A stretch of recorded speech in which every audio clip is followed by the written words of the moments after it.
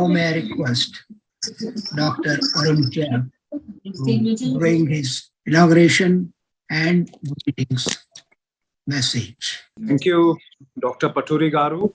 Namaskar to everyone. Dr. Joseph Paturi Garu, President of Global Grace Health, Padma Shri Dr. Dattatreyu Nuri, renowned radiation oncologist, executive team, members of Global Grace Health, all the volunteers associated with this wonderful organization, ladies and gentlemen. On behalf of the Consulate General of India in New York and on my own behalf, I wish very good morning to all of you and a very warm namaskar, namaste to you all. Friends, it is a privilege and a pleasure for me to join you all this morning, and you all illustrious physicians, humanitarians, philanthropists, and most importantly, compassionate human beings.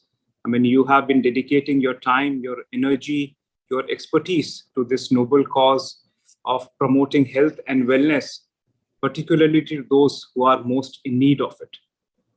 As Dr. Paturi Garu mentioned, I myself come from a medical background, and having joined the Foreign Service, I'm now in a profession and with responsibilities where people are at the focus of our activities, and efficient and effective public service delivery is a priority for us. And I'm particularly delighted to join today's event, not only as we celebrate the second year anniversary of GGC, but as we also feature a talk on a very important topic, that of cancer. Friends, we have all grown up hearing the ancient wisdom that prevention is better than cure, and perhaps many of us have ourselves been telling it to people around us. And yet we find millions and millions of people around the world suffering and losing their precious lives, many a time at a very young age, to illnesses that are preventable altogether, or which, if diagnosed at an early stage, could be cured completely with timely intervention. And in that, the role of screening, of early detection, of early treatment and cure, especially of preventable diseases, especially of lifestyle-related illnesses, non-communicable diseases like cancer, like diabetes, like hypertension, etc., it cannot be overemphasized. And talking about health, health is something that finds a central place in Sustainable Development Goals, particularly the Sustainable Development Goal number 3, which aims at collective efforts towards promoting healthy lives and promoting well-being for all at all ages. Friends, you may also be aware that this year, India has taken over as the presidency of G20, a strong grouping of nations which accounts for not only 85% of global GDP, but perhaps more importantly, 2/3 of world's population. When you're talking of 65% of the human capital of the world, of this planet, this grouping becomes very important. And here, global health with equitable and accessible healthcare for all is a priority for India as it takes on the presidency.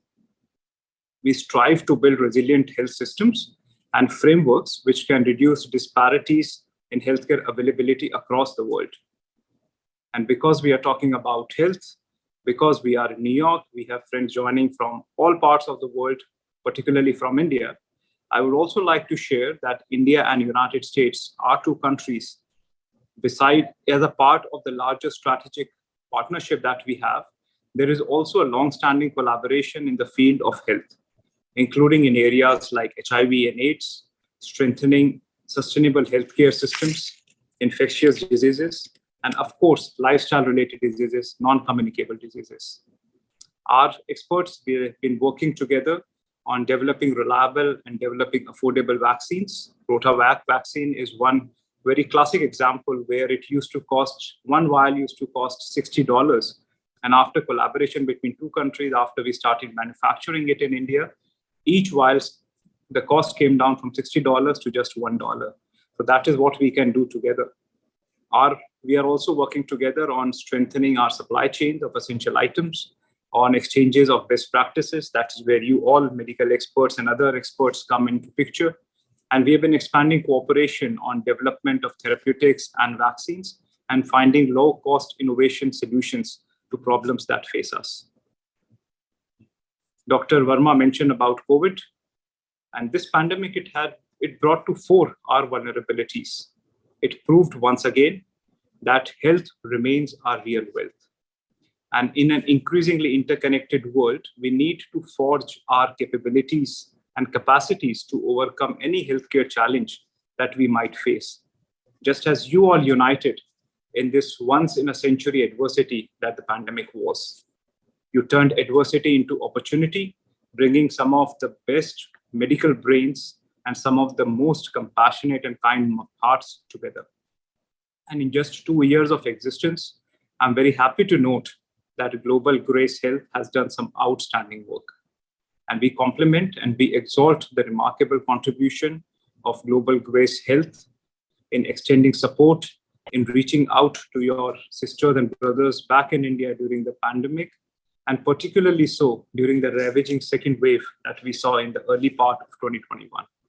So I congratulate all the members, the executive team, volunteers, patrons, and everybody who's associated with Global Grace Health for their extraordinary role in spreading awareness about healthful living, and more importantly, about teaching about how to lead such a life that is healthy, which is healthful both for the mind and for the body. This organization truly personifies the Indian philosophy of Vasudhaiva Kutumbakam, that the world is a family. You have reached out to millions of people across 6 continents, across the world, with health screenings, with cancer runs, as was shown, 10,000 people being reached out in cancer run. I mean, that's a phenomenal feat. You've also been engaged in vaccination drives and leveraging technology to build better and a healthier planet. Friends, before I conclude, I would like to also mention and share with you all that at India's initiative, the United Nations has declared this year, the year 2023, as the International Year of Millets. It's been celebrated across the world. These nutritious grains, millets, which used to be part of our diet, they have gone missing from our plates in the last few decades. Millets are gluten-free. They are rich sources of minerals, rich in proteins. Therefore, they are health-wise, but they also consume much less water compared to other grains like rice or wheat. So they are also environment-friendly. They are also water-wise. So through this platform, through your organization, I urge you also to create awareness about millets and join this global movement in promoting good health and in saving the environment. Once again, on behalf of the Consulate General of India, I convey our warmest greetings and our best wishes to Global Grace Health and to everyone who's associated with it. May you all continue to work with the same resolve, the same vigor, and touch lives of millions and millions more around the world. I look forward to hearing from all the other distinguished guests, and particularly from Padma Shri Dr. Nori, and learn from the exposition that is to follow. I thank you once again for giving me this opportunity, and it's been a pleasure joining you all. I wish you all a great year ahead. Thank you so much. Namaskar.